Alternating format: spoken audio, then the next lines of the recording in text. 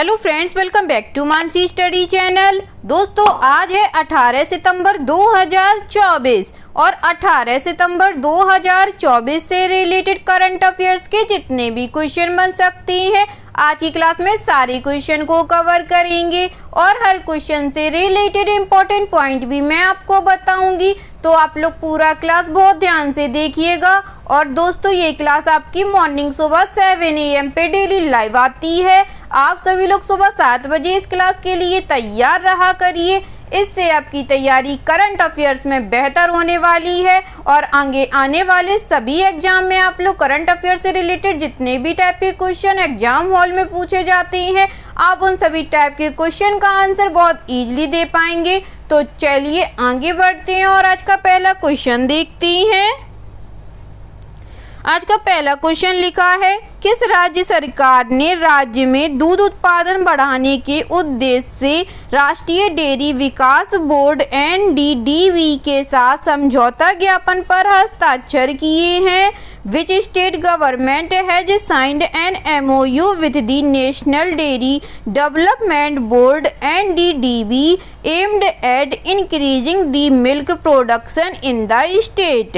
First option है Uttar Pradesh, second option है Madhya Pradesh, third option है महाराष्ट्र और फोर्थ ऑप्शन है राजस्थान।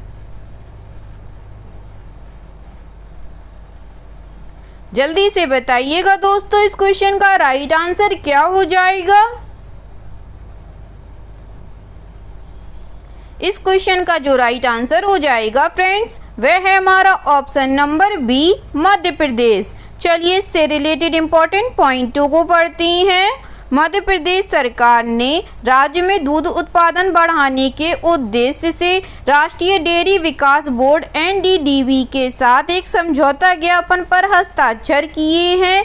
इस कदम से राज्य में दूध उत्पादन बढ़ाने में मदद मिलेगी। उन्होंने कहा है कि NDDB और राज्य सरकार पायलट प्रोजेक्ट के तौर पर दूध उत्पादन के लिए डेयरियां स्थापित करेंगी। मुख्यमंत्री ने कहा है कि इस कदम से 11,000 से अधिक गांवों को दूध का उचित मूल्य मिल सकेगा। ठीक है दोस्तों, चलिए आगे बढ़ते हैं और नेक्स्ट क्वेश्चन देखते हैं। नेक्स्ट क्वेश्चन लिखा है फ्रेंड्स, सितंबर 2024 में उल्लेखनीय उपलब्धि हासिल करने के लिए सुर्खियों में रही दीपाली थापा निम्नलिखित में से किस खेल से संबंधित हैं? Deepali Thapa who was seen in news in September 2024 for achieving a remarkable achievement is associated with which of the following sport? First option है बॉक्सिंग, सेकेंड ऑप्शन है वेट लिफ्टिंग, थर्ड ऑप्शन है बैडमिंटन, फोर्थ ऑप्शन है archery.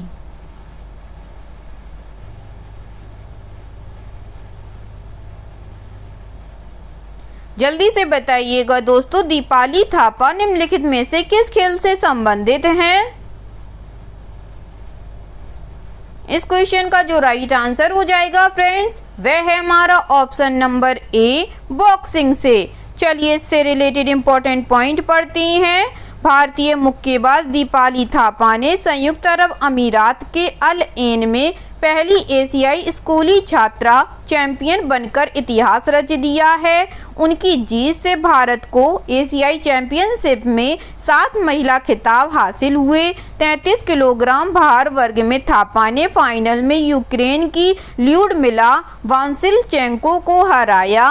35 kilogram भार वर्ग में भूमि ने final में Kazakhstan की एसेल जलीमबेकोवा को हराकर भारत को दूसरा खिताब दिलाया। निश्चल शर्मा ने 37 किलोग्राम भार वर्ग में भारत की जीत का सिलसिला जारी रखते हुए यूक्रेन की मारिया मस्यूरा को करीबी मुकाबले से हराकर भारत को तीसरा खिताब दिलाया। ठीक है दोस्तों, मोस्ट इम्पॉर्टेंट क्वेश्चन है फ्रेंड्स एग्जाम के नज़रिए से, तो आप लोग सारे पॉइंट्स को ध्यान से देखिएगा। चलिए आगे बढ़ते हैं और नेक्स्ट क्वेश्चन देखते हैं।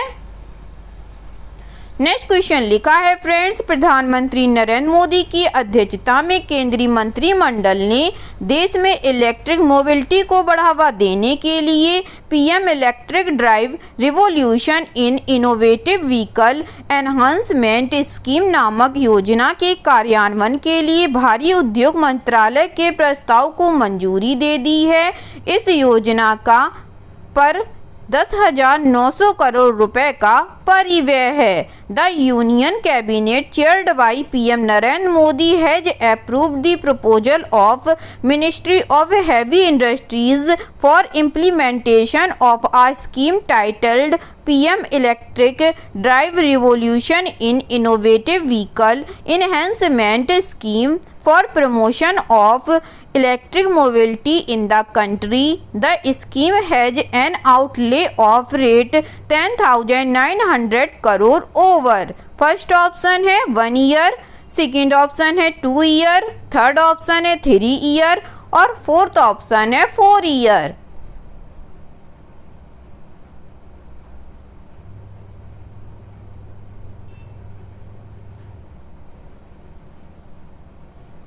जल्दी से बताइएगा दोस्तों, इस योजना का कितने समय पर 10,900 करोड़ रुपए का परिव्यय है। इस क्वेश्चन का जो राइट आंसर हो जाएगा फ्रेंड्स, वह है हमारा ऑप्शन नंबर बी 2 ईयर का। चलिए इससे रिलेटेड इंपॉर्टेंट पॉइंट पढ़ते हैं। प्रधानमंत्री नरेंद्र मोदी की अध्यक्षता में केंद्रीय मंत्रिमंडल ने देश में इलेक्ट्रिक मोबिलिटी को बढ़ावा देने के लिए पीएम इलेक्ट्रिक ड्राइव क्रांति पर इनोवेटिव व्हीकल एनहांसमेंट योजना नामक योजना के कार्यान्वयन के लिए भारी उद्योग मंत्रालय के प्रस्ताव को मंजूरी दे दी है। इस योजना पर 2 वर्षों में 10,900 करोड़ रुपए का व्यय होगा। ठीक है दोस्तों, चलिए आगे बढ़ती हूँ, नेक्स्ट क्वेश्चन देखते हैं। नेक्स्ट क्वेश्चन लिखा है फ्रेंड्स, प्रधानमंत्री नरेंद्र मोदी की अध्यक्षता में केंद्रीय मंत्रिमंडल ने प्रमुख योजना आयुष्मान भारत प्रधानमंत्री जन आरोग्य योजना के तहत आय की परिवाह किए बिना कितने वर्ष और उससे अधिक आयु के सभी वरिष्ठ नागरिकों को स्वास्थ्य कवरेज को मंजूरी दे दी है। The union cabinet chaired by PM Narendra Modi has approved health coverage to all senior citizens aged and above irrespective of income under the flagship scheme Ayushman Bharat Pradhan Mantri Jan Arogya Yojana. First option है 60 ईयर, सेकेंड ऑप्शन है 65 ईयर, थर्ड ऑप्शन है 70 year या fourth option है 75 year.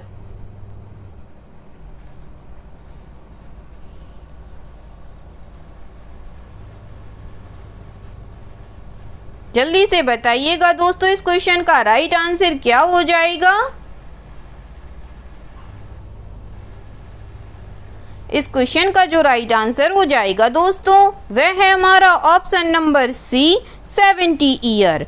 चलिए इससे related important point पढ़ते हैं। प्रधानमंत्री नरेंद्र मोदी की अध्यक्षता में केंद्रीय मंत्रिमंडल ने आयुष्मान भारत प्रधानमंत्री जन आरोग्य योजना के अंतर्गत 70 वर्ष और उससे अधिक आयु के सभी वरिष्ठ नागरिकों को स्वास्थ्य कवरेज प्रदान करने को मंजूरी दे दी है, चाहे उनकी आय कुछ भी हो। इसका उद्देश्य 6 करोड़ वरिष्ठ नागरिकों सहित लगभग 4.5 करोड़ परिवारों को परिवार के आधार पर 5 लाख रुपए के मुफ्त स्वास्थ्य बीमा कवर का लाभ पहुंचाना है। ठीक है दोस्तों, चलिए आगे बढ़ते हैं, नेक्स्ट क्वेश्चन देखते हैं। नेक्स्ट क्वेश्चन लिखा है फ्रेंड्स, सितंबर 2024 में पैरालंपिक चैंपियन और को विकलांग व्यक्तियों के लिए भारत के चुनाव आयोग के राष्ट्रीय प्रतीक के रूप में घोषित किया गया था, जिसका उद्देश्य मतदाताओं को प्रेरित करना और चुनावी भागीदारी के महत्व के बारे में जागरूकता बढ़ाना था। In September 2024 Paralympic champions and were announced as the electric commission of India's nation icons for person with disabilities aiming to inspire voters and raise awareness about the important of electoral participation. First option है Avani Lekhara Bhavina Patel, second option है Rakesh Kumar Sheetal Devi, third option है Sheetal Devi Avani Lekhara, fourth option है भवीना पटेल शीतल देवी।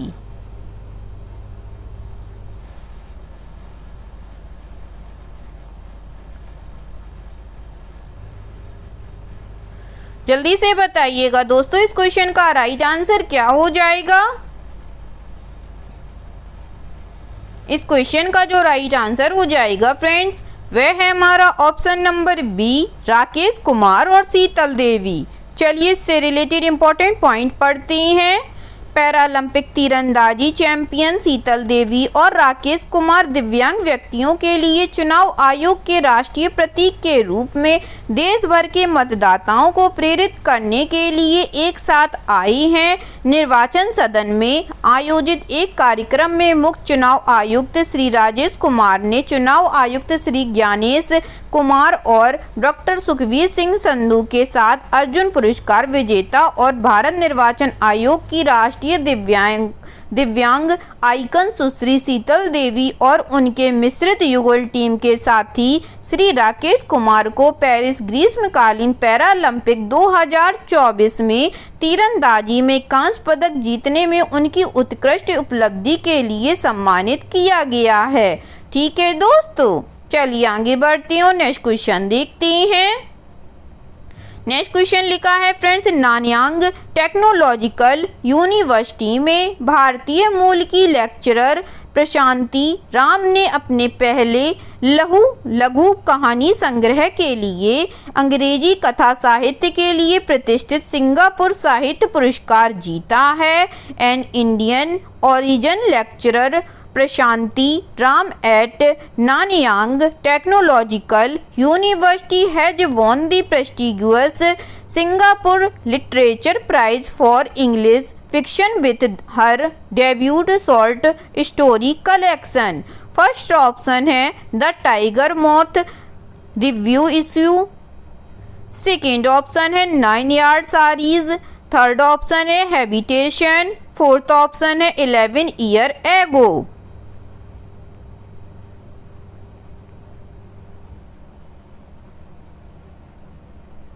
बताइएगा friends, Nanyang Technological university में भारतीय मूल की lecturer Prashanti Ram ने अपने पहले लघु कहानी संग्रह के लिए अंग्रेजी तथा साहित्य के लिए प्रतिष्ठित सिंगापुर साहित्य पुरस्कार जीता है।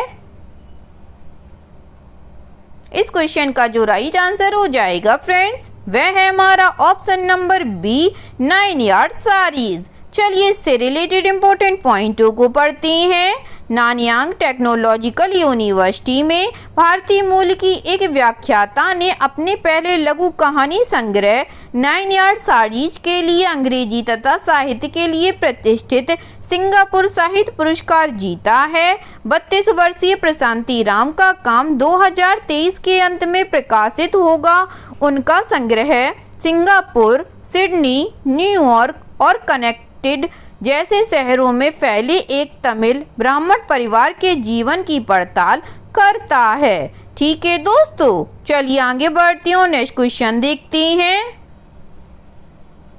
नेक्स्ट क्वेश्चन लिखा है फ्रेंड्स, सितंबर 2024 में निम्नलिखित में से किस बैंक ने भारत में मेट्रो और गैर मेट्रो शहरों में क्रेडिट कार्ड पहुंच का विस्तार करने के उद्देश्य से एक सह ब्रांडेड क्रेडिट कार्ड लॉन्च करने के लिए DMI फाइनेंस के साथ रणनीतिक साझेदारी की है। इन September 2024 which of the following banks entered into a strategic partnership with DMI Finance to launch a co-branded credit card aimed at expanding credit card access across metro and non-metro cities in India?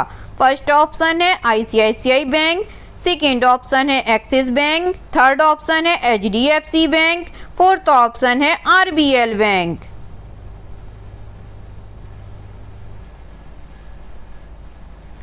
जल्दी से बताइएगा दोस्तों इस question का right answer क्या हो जाएगा।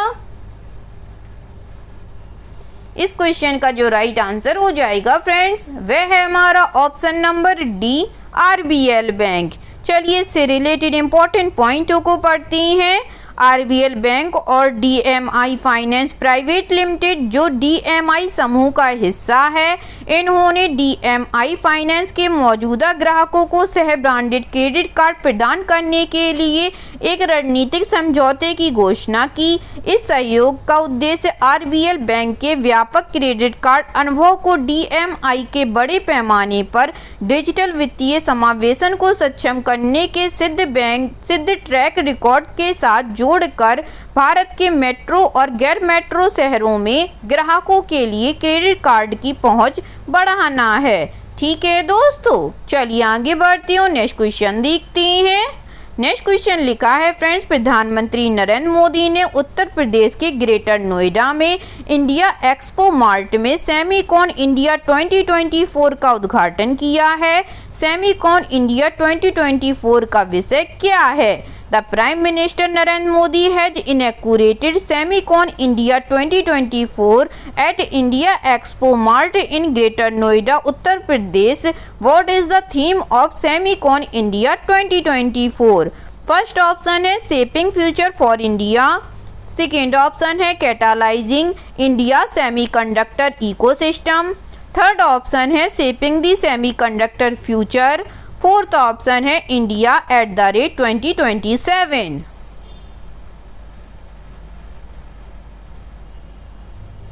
जल्दी से बताइएगा दोस्तों, सेमीकॉन इंडिया 2024 का विषय क्या है?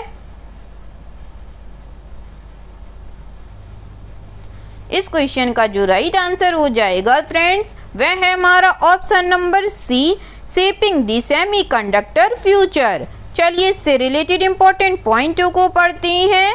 प्रधानमंत्री नरेंद्र मोदी ने उत्तर प्रदेश के ग्रेटर नोएडा स्थित इंडिया एक्सपो मार्ट में सेमीकॉन इंडिया 2024 का उद्घाटन किया। 3 दिवसीय सम्मेलन में भारत की सेमीकंडक्टर रणनीति और नीति को प्रदर्शित किया जाएगा, जिसका लक्ष्य भारत को सेमीकंडक्टर के लिए वैश्विक केंद्र बनाना है। भारत के इलेक्ट्रॉनिक्स क्षेत्र का मूल्य अब $150 बिलियन से अधिक हो गया है। प्रधानमंत्री ने इस दशक के अंत तक देश के इलेक्ट्रॉनिक्स क्षेत्र को $500 बिलियन तक बढ़ाने तथा 6 मिलियन नौकरियां सृजित करने के बड़े लक्ष्य की रूपरेखा प्रस्तुत की है।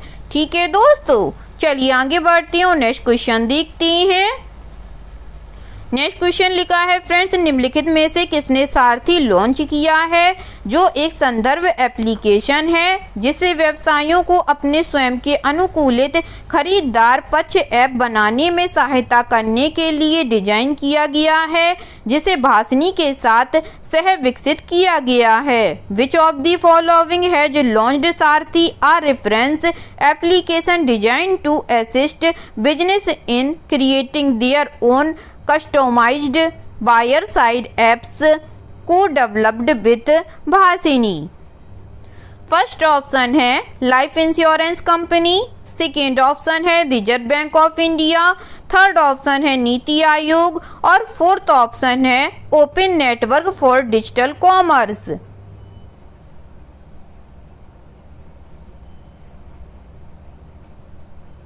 जल्दी से बताइएगा फ्रेंड्स, इस क्वेश्चन का राइट आंसर क्या हो जाएगा? इस क्वेश्चन का जो राइट आंसर हो जाएगा फ्रेंड्स, वह है हमारा option number D, open network for digital commerce. चलिए इससे रिलेटेड इंपॉर्टेंट पॉइंटों को पढ़ते हैं।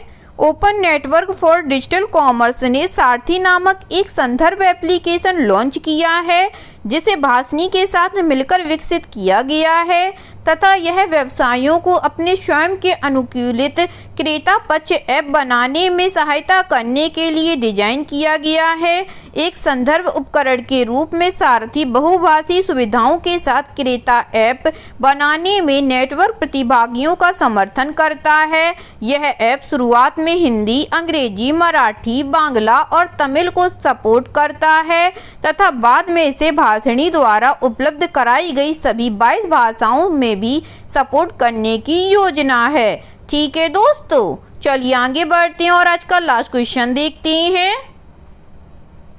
आज का लास्ट क्वेश्चन लिखा है फ्रेंड्स, कौन सा शहर 1 से 5 अक्टूबर तक ईरानी कप 2024 की मेजबानी करेगा? Which city will host the Irani cup 2024 from October 1 to 5। First option है लखनऊ, सेकेंड ऑप्शन है हैदराबाद, थर्ड ऑप्शन है इंदौर और फोर्थ ऑप्शन है न्यू दिल्ली।